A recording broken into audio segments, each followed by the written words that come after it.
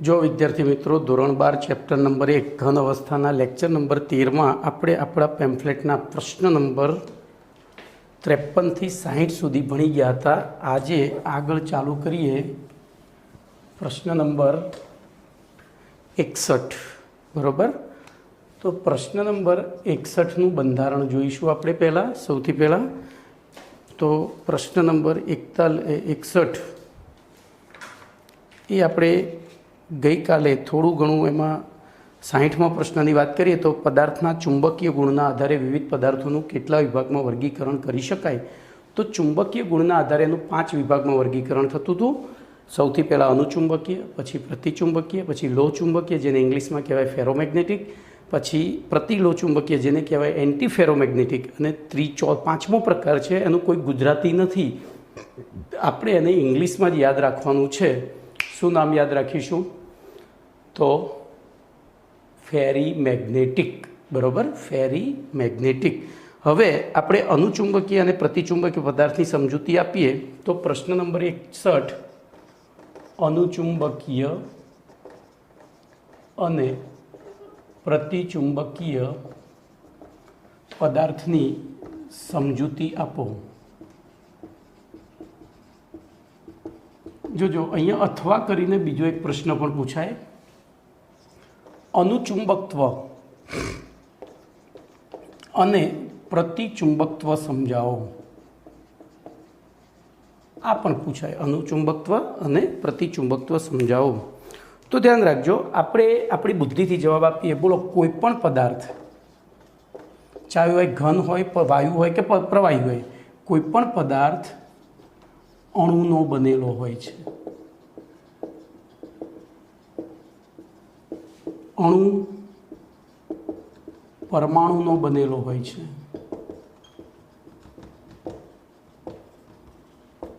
अने परमाणुना बंधारणमां केंद्रनी फरते वर्तुळाकार मार्ग पर ऋण वीजभारित इलेक्ट्रॉन भ्रमण करतो होय छे। भ्रमण करतो होय छे। तो आ तो आपणे 11मा धोरणमां भणी गया था, एकदम सिंपल वस्तु छे बराबर। हवे जोजो, जो आ परमाणुमां नी बाह्यतम कक्षामां आवेलो, આપણે એક મુદ્દો હજુ એડ કરું પછી આ મુદ્દો લખીએ। તો હવે મેક્સવેલના વીજ ચુંબકીય સિદ્ધાંત અનુસાર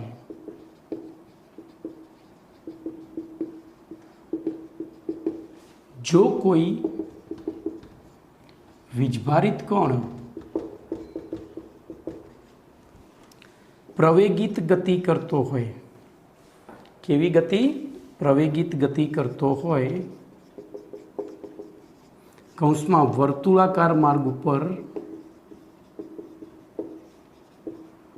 अचल झड़पथी गति करतो होय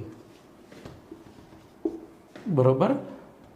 प्रवेगित एटले जो प्रवेगित बे रीते थाय।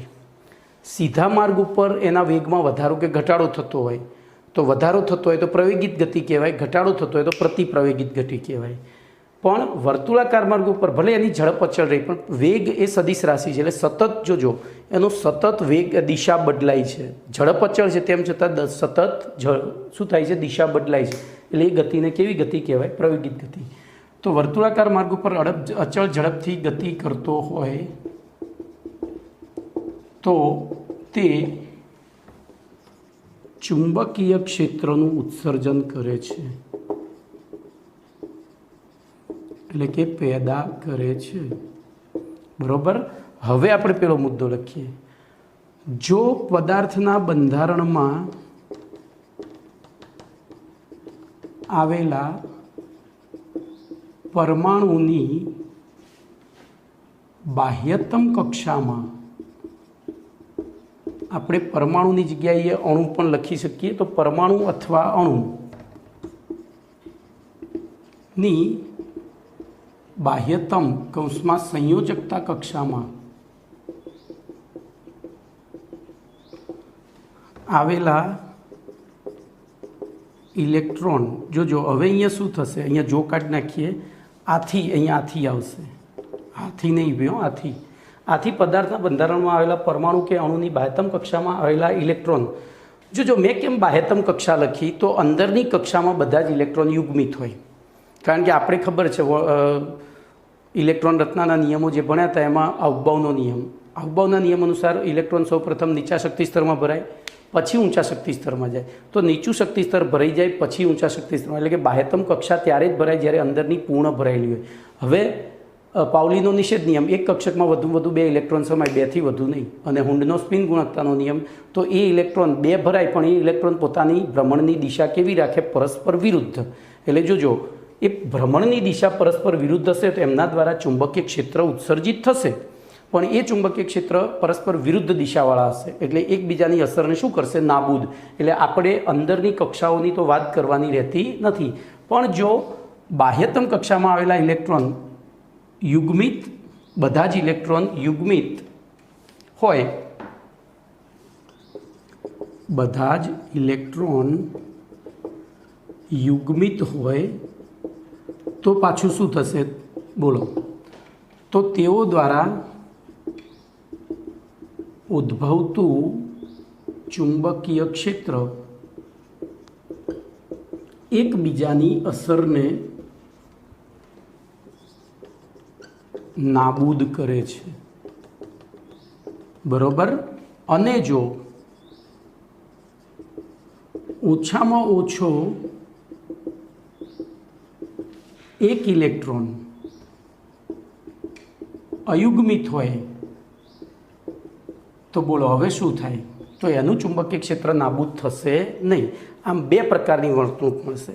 જો બધા જ ઇલેક્ટ્રોન યુગ્મિત હોય તો એ શું થઈ જાય, એકબીજાની અસરને નાબૂદ કરે એટલે એ ત્યાં ચુંબકીય ગુણ દેખાય નહીં. પણ જો ઓછામાં ઓછો એક ઇલેક્ટ્રોન અયુગ્મિત હોય તો એ શું કરશે, તો એ ચુંબકીય ક્ષેત્રનું ઉત્સર્જન કરશે, અને આથી એને આપણે બાહ્ય ચુંબકીય ક્ષેત્રમાં મૂકીશું તો એ શું કરશે, તો બાહ્ય ચુંબકીય ક્ષેત્ર તરફ આકર્ષાશે, બરાબર. બાહ્ય ચુંબકીય ક્ષેત્ર તરફ આકર્ષાશે. પદાર્થના આ ગુણધર્મને અનુચુંબકત્વ, અને એવા પદાર્થને અનુચુંબકીય પદાર્થ કહે છે, બરાબર. તો આ તમારી થઈ અનુચુંબકીયની લાક્ષણિકતા, બરાબર. હવે જો મેં તમને ખબર પડે એ માટે બધું ડિટેલમાં લખ્યું છે.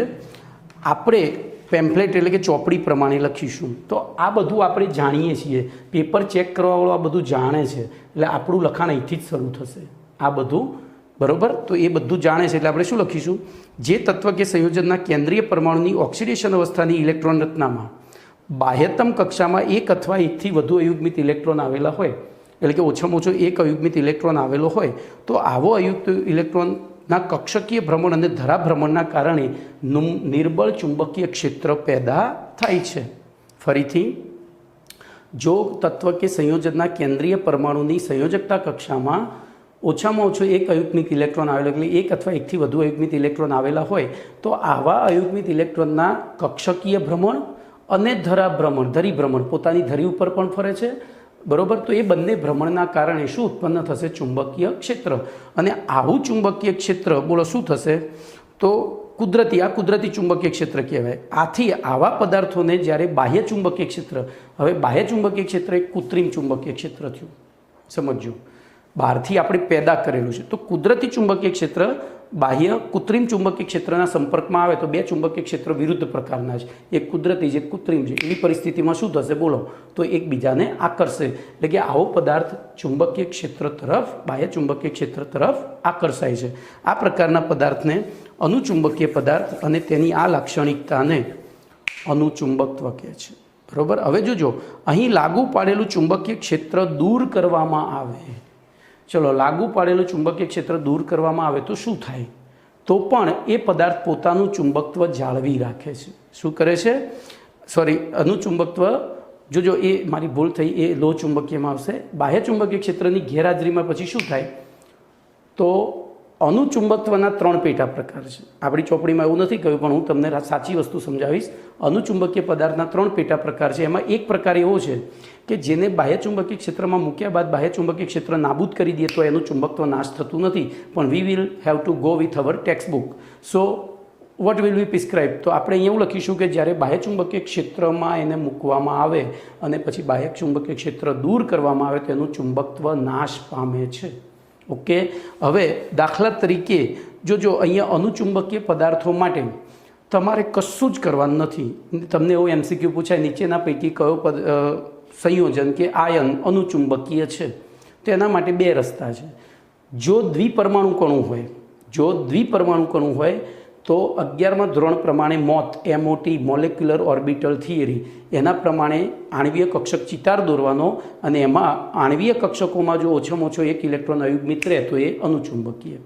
પણ બહુપરમાણુય અણુ છે, દાખલા તરીકે તમને એમ કે Na2SO4 અનુચુંબકીય કે પ્રતિચુંબકીય, તો એના માટે તમારે Na2SO4નો કેન્દ્રીય પરમાણુ લેવાનો, ધ્યાન અહીંયા રાખો.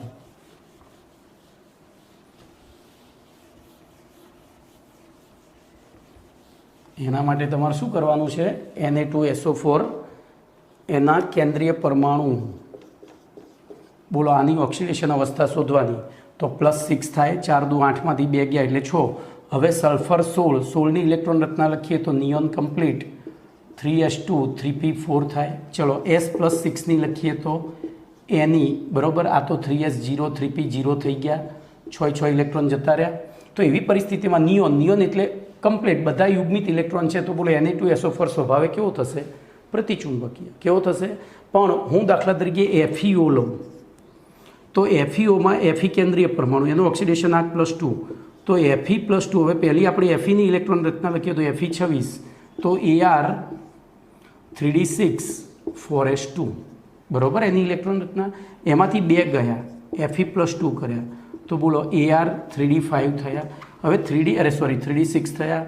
તો આપણે 5 કક્ષકોમાં 6 ઇલેક્ટ્રોન ગોઠવીએ, 1 2 3 4 5 અને 6. તો બોલો 4 અયુગ્મિત રહ્યા. તો બોલો Fe+3 કેવો થશે? અનુચુંબકીય. તો અહીંયા ઉદાહરણો ગોખવાના નથી. આવો MCQ પૂછાય ત્યારે આ રીતે રફકામ કરી અને જેમાં અયુગ્મિત ઇલેક્ટ્રોન હાજર હોય એ અનુચુંબકીય. હવે જોજો, જેટલા એ અયુગ્મિત ઇલેક્ટ્રોન વધારે હાજર હોય એટલો વધુ અનુચુંબકીય. તો એમાં એવો પ્રશ્ન પૂછાય, નીચેના પૈકી કોનું અનુચુંબકત્વ સૌથી વધારે છે અથવા તો ચુંબકીય ચાક માત્રા સૌથી વધારે છે? તો એના માટે શું શોધવાનું? જેટલા અયુગ્મિત, દાખલા તરીકે હું Fe+3 લઉં તો Fe+3માં ઇલેક્ટ્રોન રચના Ar 3d5 થશે. અહીંયા 6 હતી તો પછી શું થશે? ત્યાં 5 ઇલેક્ટ્રોન અયુગ્મિત થઈ જશે. અહીંયા 4 હતા, અહીંયા 5 થયા. તો આ બેમાં કોણ વધુ અનુચુંબકીય? તો Fe+3. તો આ રીતે MCQ પૂછાય તેનું સોલ્યુશન આપવાનું છે. હવે અહીંયા કોઈપણ તત્વ, કોઈપણ સંયોજન તમે આ રીતે એ અનુચુંબકીય છે કે પ્રતિચુંબકીય નક્કી કરી શકો. ઓછામાં ઓછો 1 ઇલેક્ટ્રોન યુગ્મિત હોય તો અનુચુંબકીય, અને અયુગ્મિત હોય તો, અને બધા જ યુગ્મિત હોય તો પ્રતિચુંબકીય. ચલો હવે આના થિયરી ફરી લખવાની છે પ્રતિચુંબકીય પદાર્થ માટે. બોલો શું કરશો? તો એમાં તો કશું જ નથી, એના જ આપણે રિપીટ કરી દેવાનું છે, એના જ વસ્તુ રિપીટ કરવાની છે. બોલો શું લખીશું? તો જે તત્વ કે સંયોજનના કેન્દ્રીય પરમાણુની ઓક્સિડેશન અવસ્થાની ઇલેક્ટ્રોન રચનામાં બાહ્યતમ કક્ષામાં આવેલા બધા જ ઇલેક્ટ્રોન પેલામાં કેવા હતા? તો ઓછામાં ઓછો 1 અથવા 1 થી વધુ અયુગ્મિત હતા. અહીંયા બધા જ યુગ્મિત હોય. તો આવા ઇલેક્ટ્રોન પરસ્પર વિરુદ્ધ દિશામાં થતા ભ્રમણના કારણે એક એન્ટી ક્લોકવાઇઝ ફરતો હશે તો બીજો ક્લોકવાઇઝ ફરતો હશે. જો ખબર પડી? એક આમ ફરતો હોય તો બીજો આમ, એ આ રીતે ફરતો હોય. કમ્પ્લેટ. તો એવી પરિસ્થિતિમાં એકબીજાની અસરને શું કરે? નાબૂદ કરે. અને નાબૂદ કરે તો શું થાય? બોલો, એનું ચુંબકત્વ ઉદ્ભવતું નથી, પરિણામે એનું ચુંબકીય ક્ષેત્ર 0 થાય છે. હવે જોજો અહીંયા એક ઘટના ઘટે છે. તો જોજો, એનું પોતાનું ચુંબકત્વ નથી, પરંતુ જ્યારે આવા પદાર્થને બાહ્ય ચુંબકીય ક્ષેત્રમાં મૂકવામાં આવે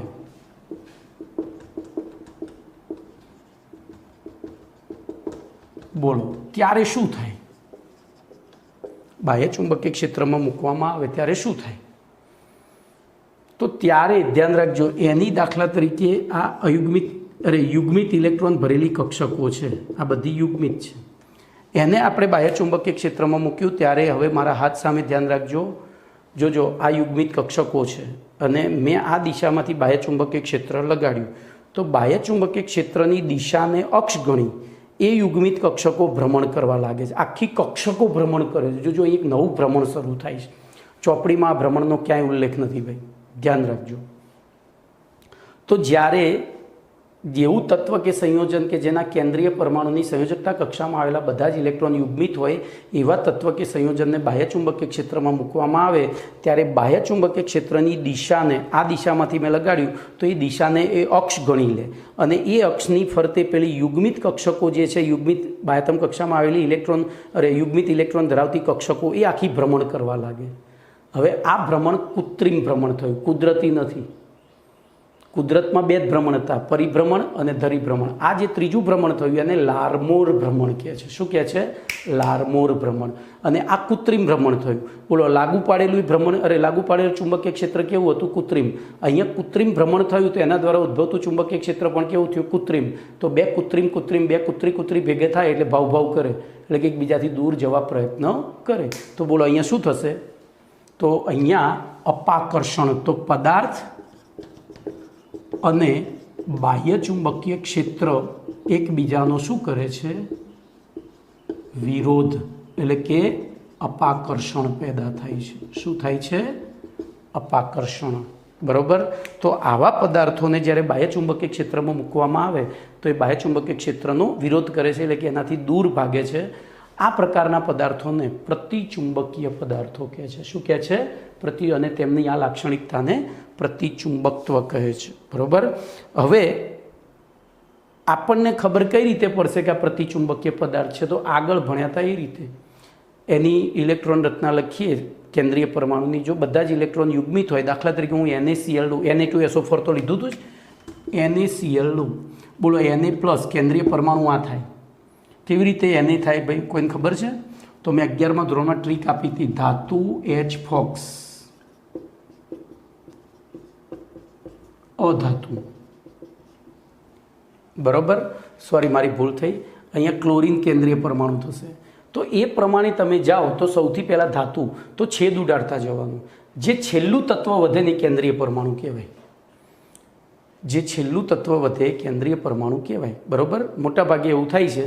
તો ધાતુ H-FOX પ્રમાણે જઈએ તો અહીંયા Cl થશે. બોલો, Clની બાહ્યતમ કક્ષામાં કેટલા ઇલેક્ટ્રોન હતા? 7. એક આવ્યો હાઇડ્રોજન પાસેથી. બોલો, 8 થઈ ગયા. એટલે કે જે હતા એ બધા કેવા થઈ ગયા? યુગ્મિત. અને યુગ્મિત થયા તો પડી ગઈ. એવી રીતે H2O, બોલો H2Oમાં એવું થશે. પછી C6H6, બધા ઘણા બધા, N2, TiO2, ZnCd વગેરે પ્રતિચુંબકીય પદાર્થો છે. ચલો હવે એક નાની SQ છે, લારમોર ભ્રમણ એટલે શું? તો પ્રતિચુંબકીય પદાર્થોને બાહ્ય ચુંબકીય ક્ષેત્રમાં મૂકવામાં આવે ત્યારે બાહ્ય ચુંબકીય ક્ષેત્રની દિશાને અક્ષ ગણી પ્રતિચુંબકીય પદાર્થમાં રહેલી યુગ્મિત ઇલેક્ટ્રોન ધરાવતી કક્ષકો એની ફરતે ભ્રમણ કરવા લાગે છે. આ પ્રકારના ભ્રમણને શું કહે છે? લારમોર ભ્રમણ. ચલો એના પછી 62મો પ્રશ્ન લઈ લઈએ.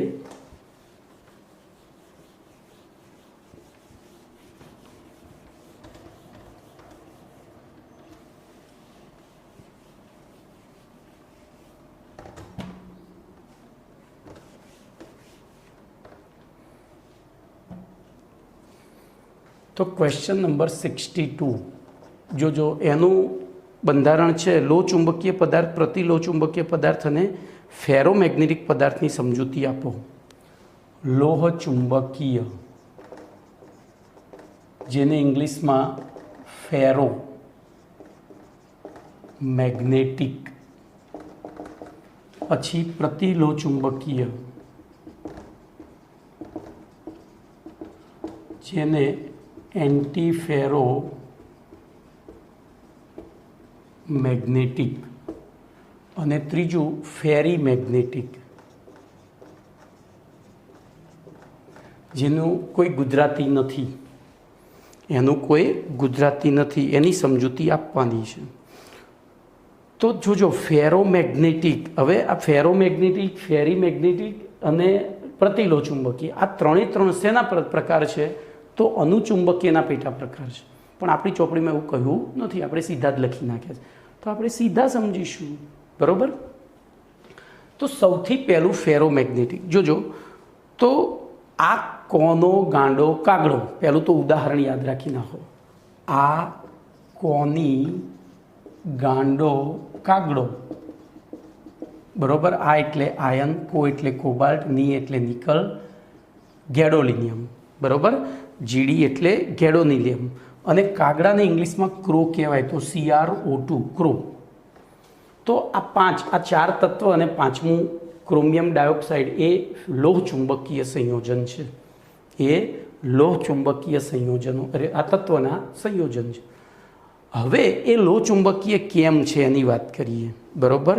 કારણ કે તે એને લોહ ચુંબકીય એટલા માટે કે કારણ કે તે બાહ્ય ચુંબકીય ક્ષેત્ર તરફ પ્રબળતાપૂર્વક આકર્ષાય છે. તમે નાના હતા એટલે ચુંબક રમેલા જ છો. તમે નાના હતા એટલે ચુંબક રમેલા છો, અને ચુંબકમાં તમે જોયેલું છે કે લોખંડનો ટુકડો આપણે ધૂળમાં ચુંબક નાખીએ તો એ ફટાફટ ચોંટી જાય, જેટલું લોખંડ પડ્યું હોય બધું. તો એવું કેમ થાય છે એની વાત કરીએ. તો જોજો, લોહ ચુંબકીય પદાર્થમાં ધાતુ આયનો ભેગા મળી એક નાનો સમૂહ બનાવે છે. તો ધાતુ અથવા ધાતુ આયનો ભેગા મળી એક સમૂહ બનાવે છે. જોજો, ટૂંકમાં આ સમૂહની અંદર ઘણા બધા ધાતુ કે ધાતુ આયનો છે. હવે જોજો, એ કોનો પેટા પ્રકાર છે? તો અનુચુંબકીય પદાર્થો. એનો મતલબ કે એમાં બધામાં અયુગ્મિત ઇલેક્ટ્રોન છે. એ બધામાં જેને આ જે સમૂહ બન્યો એને ડોમેઇન કહેવામાં આવે છે. જેને ડોમેઇન કહે છે. શું કહે છે? જેને ડોમેઇન કહે છે.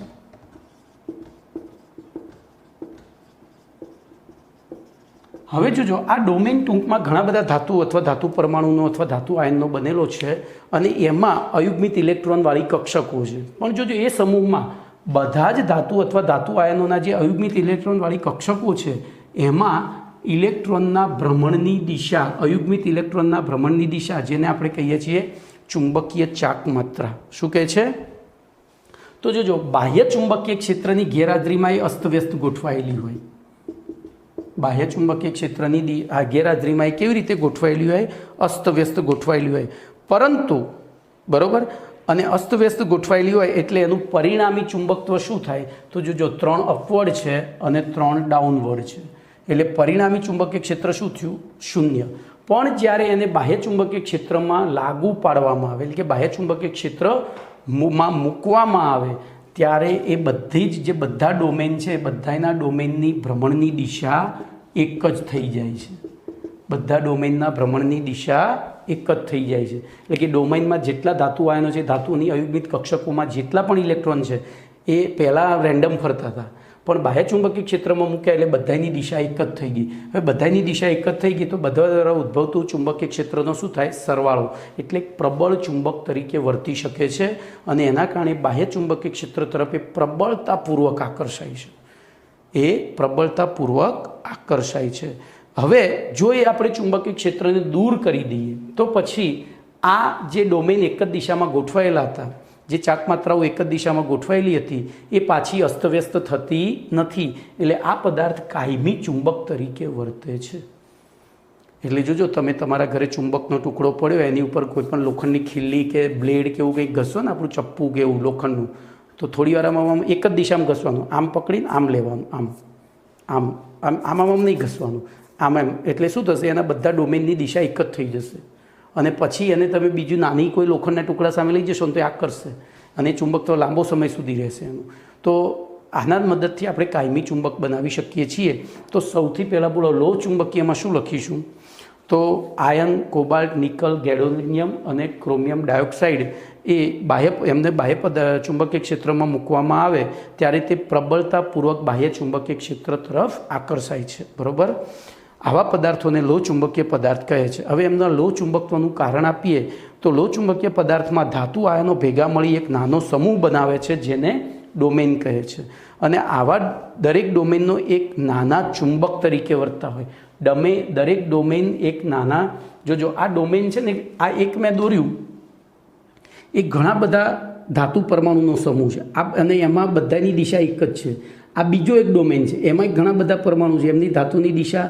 તો પહેલાં જ્યારે આપણે બાહ્યચુંબકીય ક્ષેત્રમાં મૂક્યું ત્યારે આવા ડોમેનમાં અંદર જે પરમાણુઓ હતા એ પરમાણુમાં રહેલા ઇલેક્ટ્રોનના ભ્રમણની દિશાઓ કેવી હતી? જુદી જુદી. બરાબર. આમ ડોમેનમાં એક હતી પણ જુદા જુદા ડોમેનમાં એ જુદી જુદી હતી. પણ જ્યારે બાહ્યચુંબકીય ક્ષેત્રમાં મૂક્યું ત્યારે એ કેવી થઈ ગઈ? તો બધી એક જ દિશામાં થઈ ગઈ. અને એના કારણે બોલો એમના દ્વારા ઉદ્ભવતા ચુંબકીય ક્ષેત્રોનો શું થયો? સરવાળો, એટલે કે પ્રબળ ચુંબકીય ક્ષેત્ર પેદા થાય છે. અને એથી આવા પદાર્થોને બાહ્ય ચુંબકીય ક્ષેત્રમાં મૂકવામાં આવે તો એ પ્રબળતાપૂર્વક આકર્ષાય છે. ઓકે. હવે તો જોજો અહીંયા તમારા મનમાં એક પ્રશ્ન થાય કે સાહેબ લોખંડના ટુકડાને આપણે બાહ્ય ચુંબકીય ક્ષેત્રમાં નથી મૂકતા તો એ બાહ્ય ચુંબકીય ક્ષેત્ર તરફ આકર્ષાય છે. હા, આપણે પહેલાં તો એવું અહીંયા કીધું કે ભાઈ અસ્તવ્યસ્ત ગોઠવાયેલા હોય પછી એને બાહ્ય ચુંબકીય ક્ષેત્રમાં એક વખત મૂકીએ એટલે પછી આકર્ષાય. બરાબર. તો જોજો આપણે એક વસ્તુ ભૂલી જઈએ છીએ કે આપણી પૃથ્વી એક મોટામાં મોટું ચુંબક છે. એટલે પૃથ્વી ઉપર જો એ લોખંડનો ટુકડો અવકાશમાંથી આવ્યો હોય, સમજો, તો એમાં અસ્તવ્યસ્ત હોય ગોઠવણી ડોમેનમાં, અને પૃથ્વી ઉપર આવે એટલે પાછું એક જ લાઈનમાં થઈ જાય. આ સિમ્પલ સાદું ઉદાહરણ. બરાબર. તો હવે જોજો એ ચુંબકત્વ આપણે બાહ્ય ચુંબકીય ક્ષેત્ર દૂર કરીએ તો પણ આ દિશાઓ બદલાતી નથી, એટલે કે કાયમી ચુંબક તરીકે વર્તે છે. હવે બીજી વાત કરીશું પ્રતિલો ચુંબકીયમાં. તો જોજો પ્રતિલો ચુંબકીય એ બસ આના જ જેવી રચના છે, પણ એમાં શું થાય છે? કુદરતી રીતે જ મેં તમને કહ્યું એમ કે ડોમેનની રચના થાય. ડોમેન એટલે ઘણા બધા પરમાણુ કે પરમાણુ આયનોનો સમૂહ, અને એની અંદર જે ડોમેનની અંદર જેટલા પરમાણુઓ છે બધા પરમાણુમાં રહેલા અયુગ્મિત ઇલેક્ટ્રોનની દિશાની ભ્રમણ એક જ, પણ જુદા જુદા ડોમેનમાં ભ્રમણની દિશા જુદી જુદી. તો એવી પરિસ્થિતિમાં કેટલાક પદાર્થોમાં જે આ ડોમેન બને છે એ ડોમેનમાં ઇલેક્ટ્રોનના ભ્રમણની દિશા પરસ્પર વિરુદ્ધ હોય છે અને તેમની સંખ્યા સરખી હોય છે. જોજો 1, 2 અને 3 એ ક્લોકવાઇઝ છે, A, B અને C એ એન્ટી ક્લોકવાઇઝ છે. એટલે શું થશે? આ એકબીજાની અસરને શું કરે છે? નાબૂદ કરે છે. એકબીજાની અસરને નાબૂદ કરે છે. એટલે બાહ્ય ચુંબકીય ક્ષેત્રમાં મૂકીએ તો એ પછી ચુંબકત્વ દર્શાવતા નથી. બરાબર. તો કુદરતી રીતે જ એમના ડોમેનની ગોઠવણી પરસ્પર વિરુદ્ધ દિશામાં અને તેમની સંખ્યા સરખી હોય છે. તેથી આવા પદાર્થોને બાહ્ય ચુંબકીય એટલે કે એમના ચુંબકત્વ શું થાય? એકબીજાની અસરને નાબૂદ કરી. તેથી આવા પદાર્થને બાહ્ય ચુંબકીય ક્ષેત્રમાં મૂકીએ ત્યારે એ બાહ્ય ચુંબકીય ક્ષેત્ર તરફ આકર્ષાતા નથી. તો એમને કહેવાય પ્રતિલો ચુંબકીય પદાર્થો. પ્રતિલો ચુંબકીય પદાર્થોના ઉદાહરણોમાં તમારે ટ્રીકથી યાદ રાખવાનું છે કોણીઓ. આપણે કોણીઓ લખીશું, કોણીઓ, મનીઓ. ભાઈ તમે તાર મારા નામ ઉપર ટ્રીક યાદ રાખો. કોણીઓ, સોરી મારી ભૂલ થઈ, મેં ભૂલ લખવામાં ભૂલ કરી.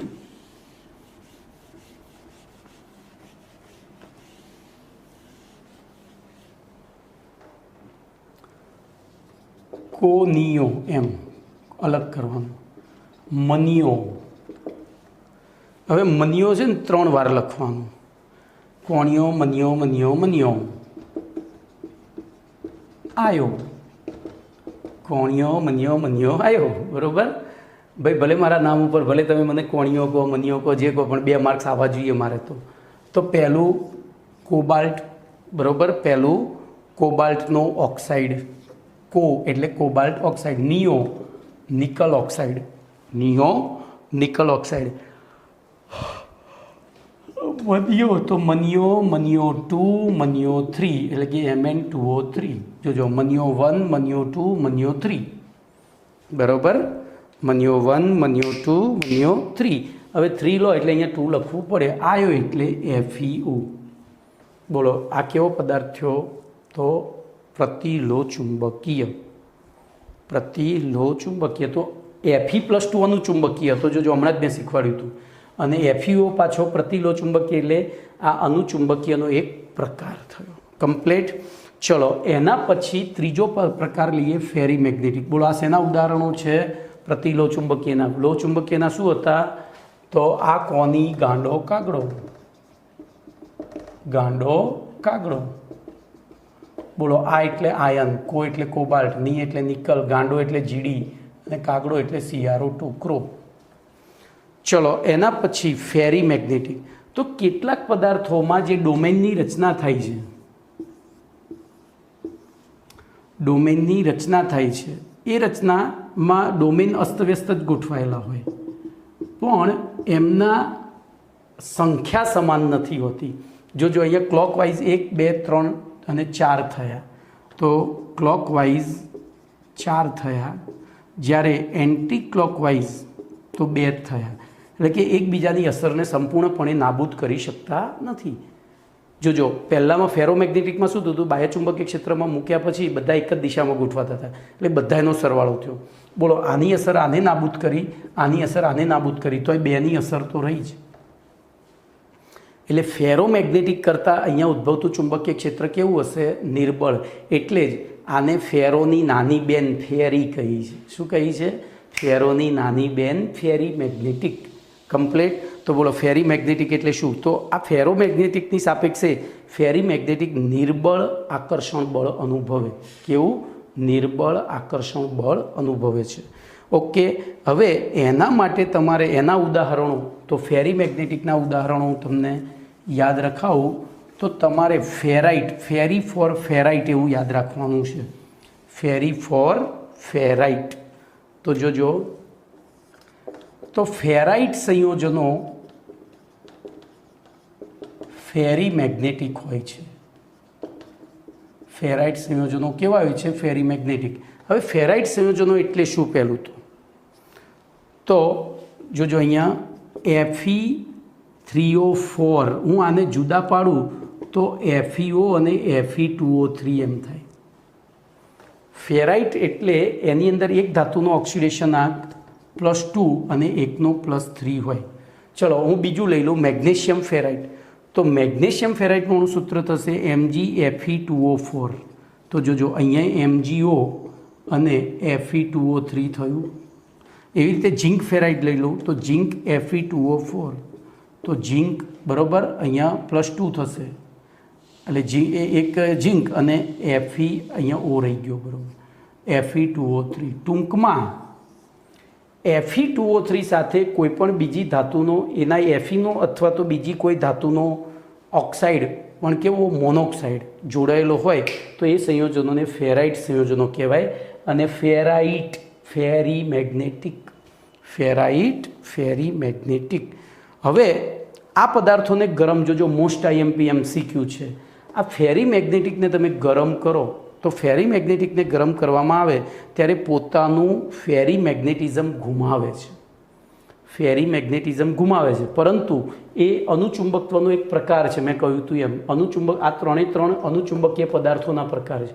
તો પોતાનું ફેરી મેગ્નેટિઝમ ગુમાવે છે, પણ અનુચુંબકત્વ ધારણ કરી રાખે છે. એટલે કે અનુચુંબકત્વ ધારણ કરે છે. કમ્પ્લેટ. તો અહીંયા તમારો પાઠ પૂરો, અહીંયા તમારું ચેપ્ટર પૂરું. હવે આપણે દાખલા લઈશું. ભાઈ બહુ સહેલો પાઠ છે અને મજાનો પાઠ છે. થોડું હવામાં વિચારવાનું છે. જેટલું હવામાં વિચારશો એટલું વધારે આવડશે. હું એટલું કહીશ તમને. ઇમેજિનેશનનું ચેપ્ટર છે, આટલું કહીશ.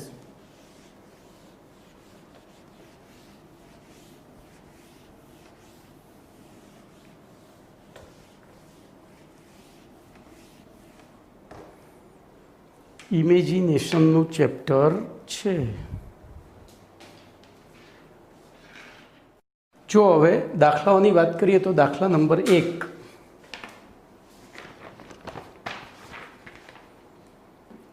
તો ન્યુમેરિકલ્સ 1માં એ અને બી પરમાણુના બનેલા એક સ્ફટિકમય ઘન પદાર્થમાં એ પરમાણુ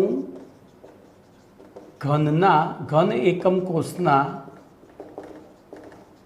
ખૂણા ઉપર અને બી પરમાણુ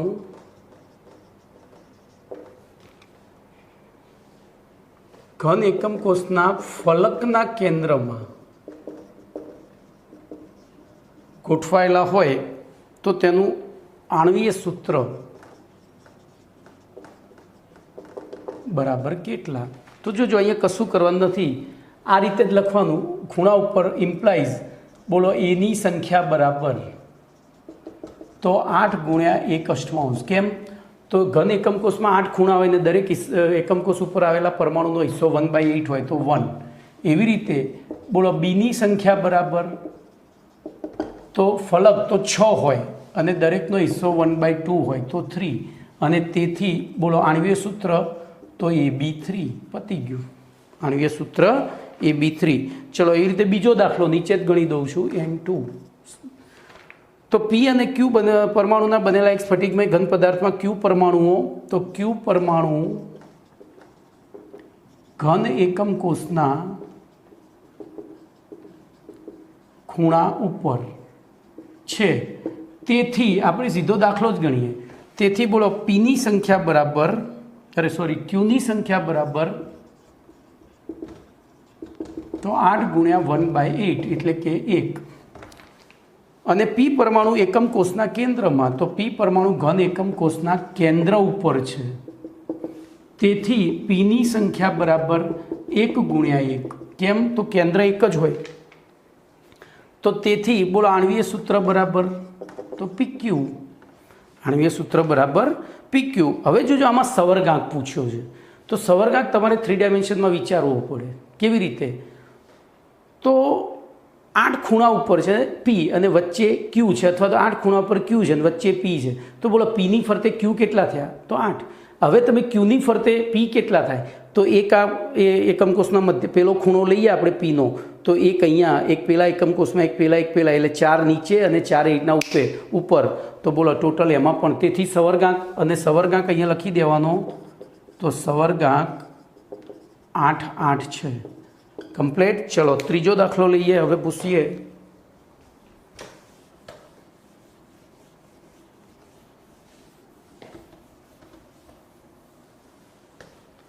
તો ત્રીજો દાખલાની રકમ તમારી છે 1 ગ્રામ સોનાના જથ્થામાં સમાયેલા એકમ કોષની સંખ્યા તો N3 તો સોનાનું પરમાણ્વીય દળ આ રીતે લખું છું સોનાનું પરમાણ્વીય દળ બરાબર 197 ગ્રામ પર મોલ તો 1 ગ્રામ સોનામાં સમાયેલા એકમ કોષની સંખ્યા શોધો 1 ગ્રામ સોનામાં સમાયેલા એકમ કોષની સંખ્યા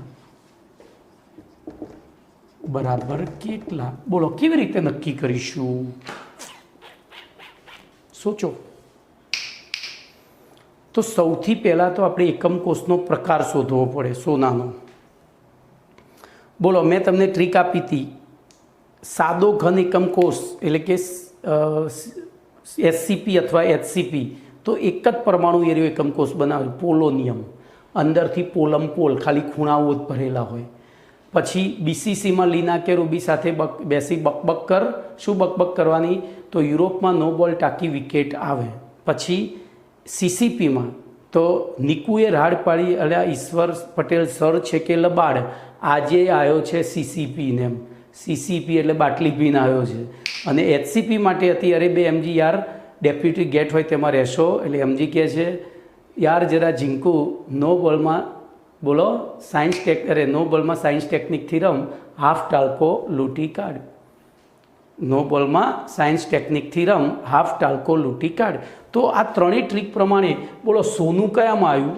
તો નિકુએ રાડ પાડી અલ્યા ઈશ્વર પટેલ સર છે કે લબાડ આજે યબી AGYB આયો એટલે AU તો અહીંયા લખાય કે AU એટલે કે સોનાનો એકમ કોષ CCP એટલે કે FCC પ્રકારનો છે તેથી સોનાના એક એકમ કોષમાં કુલ પરમાણુની સંખ્યા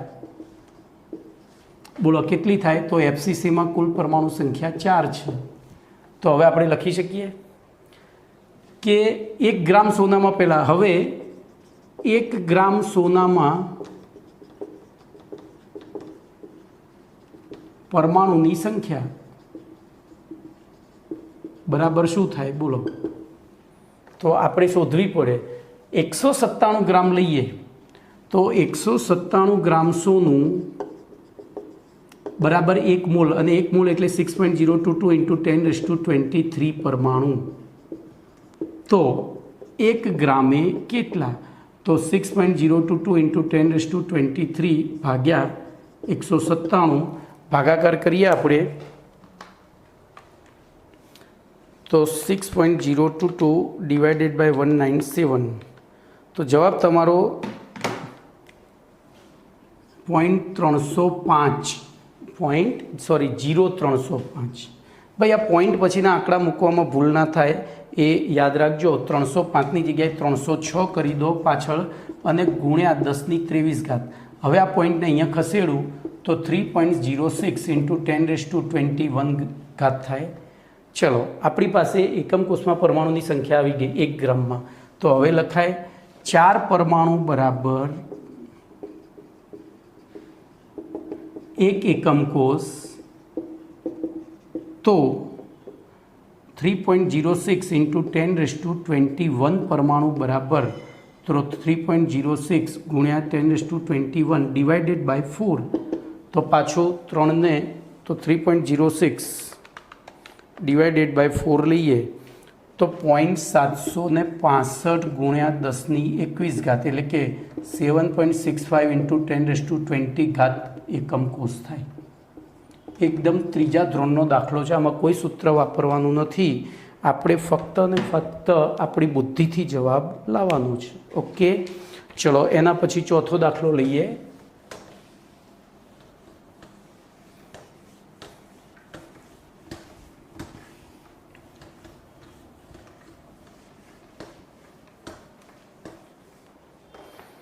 તો ચોથો દાખલો છે એક્સ અને વાય પરમાણુના બનેલા એક સ્ફટિકમાં વાય પરમાણુ ઘનના ખૂણા ઉપર. જોજો તો વાય પરમાણુ, હવે હું શોર્ટમાં લખીશ ખૂણા ઉપર, બરોબર. અને એક્સ પરમાણુ એકમ કોષમાં એકાંતરે આવેલા ફલકના કેન્દ્રમાં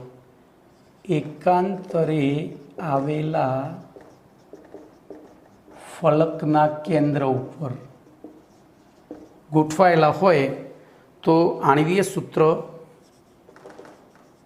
બરાબર શું અને સવર્ગાંક બરાબર શું? તો જોજો આ દાખલો આપણે ઓલરેડી ગણી ગયા હતા, એક પ્રશ્ન આવ્યો હતો ને એમાં. તો ચલો અહીંથી હું ઇમ્પ્લાઇઝ કરીને લખું વાય પરમાણુ, તેથી વાયની સંખ્યા બરાબર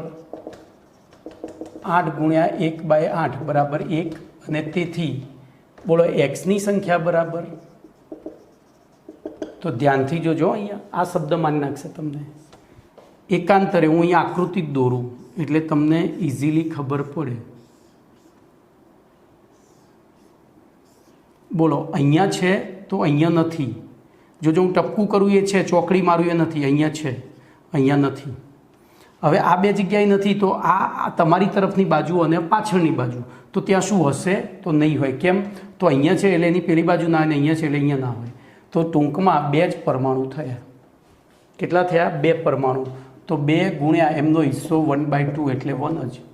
તો બોલો આણ્વીય સૂત્ર શું થયું? XY અથવા YX બે ચાલે, XY અથવા YX. હવે સવર્ગાંક વિચારો તો આ ખૂણા ઉપર છે, બરોબર. બોલો આની ફરતે કેટલા થયા?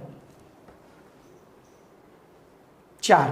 બીજે તો ક્યાંય આવવાનું નથી, બરોબર. તો નજીકમાં નજીક તો આપણે ખૂણા ઉપર કયો હતો? વાય, અને ફલકની મધ્યમાં એક્સ. તો એક્સનો સવર્ગાંક 4 થયું. ચલો વાયનો સવર્ગાંક શું થશે? વિચારજો, મસ્ત પ્રશ્ન છે. તો એક્સનો સવર્ગાંક 4 થયો તો વાયનો શું થશે?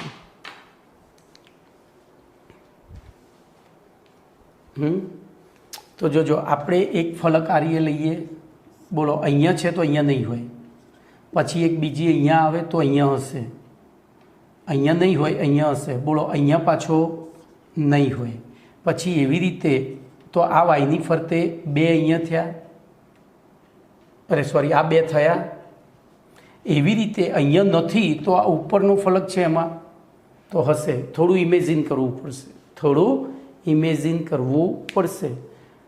અહીંયા નથી એટલે ઉપર, પણ અહીંયા છે એટલે ઉપર નહીં આવે, અહીંયા છે એટલે અહીંયા નહીં આવે. બરાબર. તો બોલો વાયનો સવર્ગાંક કેટલો થશે? તો વાયનો સવર્ગાંક 2 જ થશે. મારી ત્યાં અંદર ભાઈ આ જવાબમાં છાપવાની ભૂલ છો બંને, અને ઉપરથી કોપી પેસ્ટ મારી છે, પેલા 8 8 હતા એની જગ્યાએ એને 4 4 લખી નાખ્યા છે, એટલે વાયનો સવર્ગાંક 2 થશે. બરાબર, એ સુધારો કરજો, અંદર તમારા પેમ્પલેટમાં છાપવાની ભૂલ છે. ચલો એના પછી 5મો દાખલો.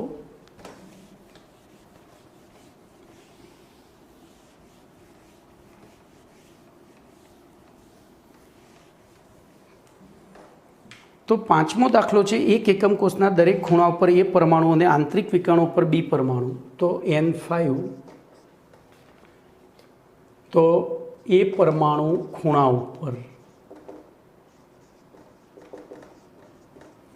પછી આંતરિક વિકર્ણ ઉપર 2 બી પરમાણુ. તો બી પરમાણુ આંતરિક વિકર્ણ ઉપર, તો 2 બી પરમાણુ જોજો આંતરિક વિકર્ણ ઉપર હોય તો તત્વયોગમિતિ અને કુલ પરમાણુ સંખ્યા, એકમ કોષમાં કુલ પરમાણુ સંખ્યા, આ 2 શોધવાનું છે. બોલો શું કરીશું? તો જો કશું જ ખબર ના પડે ને જીનીટમાં, તો આકૃતિ દોરી દેવાની, એક સમઘન લેવાનું, આકૃતિ દોરશો એટલે તમારો જવાબ ઓટોમેટિક આવી જશે. બરોબર. બોલો એ પરમાણુ ક્યાં છે? ખૂણા ઉપર. તો આપણે અહીંયા એ જ લખવાનું સીધું, કોઈ બીજું કરવાનું નહીં. એ. ચલો તો આપણે એની ઉપરથી એની સંખ્યા બરાબર, તો 8 ગુણ્યા 1/8, કારણ કે એનો હિસ્સો 1 અષ્ટમાંશ હોય તો 1. ચલો બી પરમાણુ આંતરિક વિકર્ણ, તો પહેલાં આના આંતરિક વિકર્ણો નક્કી કરો. ચલો આંતરિક વિકર્ણ એટલે શું થાય? આ સામસામેની બાજુ આમ અને એક આમ, એવી રીતે આ એ છે એ આ પાછળના, હું અહીંયા A1 1 2 3 લખું, 1 2 3 4. તો 3 છે એ 1 સાથે, કારણ કે 3 આપણી તરફનો ખૂણો છે, 1 પાછળનો, અને 4 છે એ 2 સાથે. તો જોજો આની ઉપર 1 2 3 4 આ રીતે લખીએ, એના 5 6 7 8.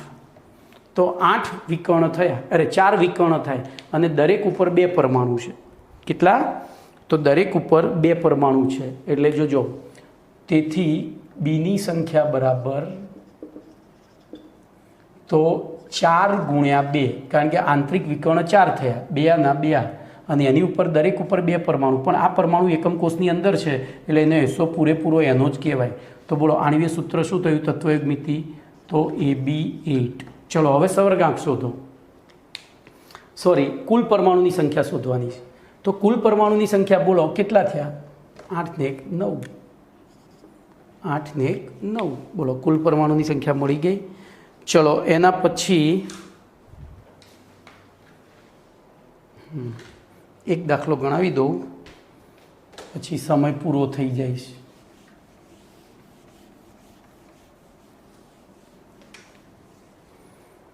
તો દાખલા નંબર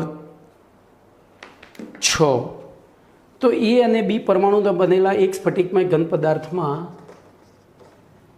એ પરમાણુ તો એ ખૂણા ઉપર, હવે ટૂંકમાં લખતું જવાનું, અને ફલકના કેન્દ્રમાં, તો એ બીજે ક્યાં ગોઠવાય છે? પછી ફલક કેન્દ્ર. બી પરમાણુ ધારની મધ્યમાં, અને બીજે ક્યાંય ગોઠવાયેલા છે, અને એકમ કોષના મધ્યમાં, આ રીતે. તો તત્વયોગમિતિ,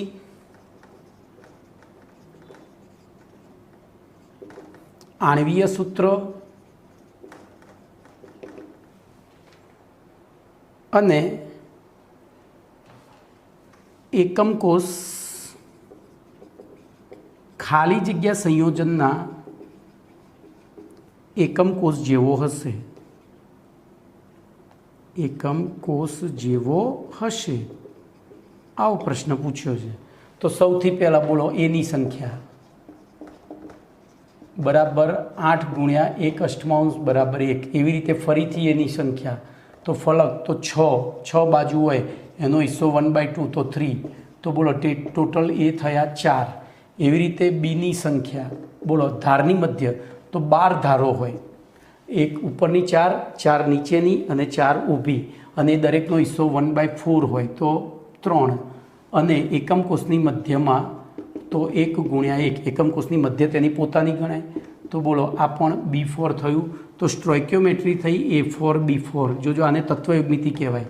અહીંયા જે સંખ્યા આવે એના લખી દો તો તત્વયુગ્મિતિ. જો કોમન ના નીકળતું હોય તો તત્વયુગ્મિતિ એ જ શું થઈ જાય? આણ્વીય સૂત્ર. બરાબર, પણ અહીંયા કોમન નીકળે છે તો બોલો આણ્વીય સૂત્ર શું થઈ ગયું? AB. અને હવે જોજો આ એકમ કોષ કોના જેવો છે? તો NaCl જેવો છે. કેમ? તો આપણે આલેખ દોર્યો હતો, અરે આપણે આકૃતિ દોરી હતી, યાદ કરો.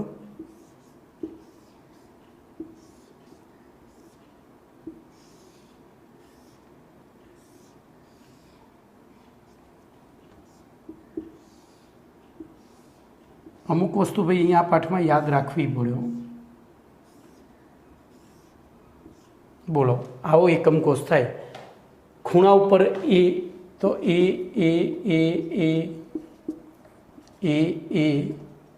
અને A. પછી બીજે ફલકના કેન્દ્રમાં, તો ફલકનું કેન્દ્ર એટલે આ થયો A, 2, પછી 3, 4, 5 અને 6. પછી ધારની મધ્યમાં, તો ધારની મધ્યમાં B. જો આ બધી ધારો થઈ,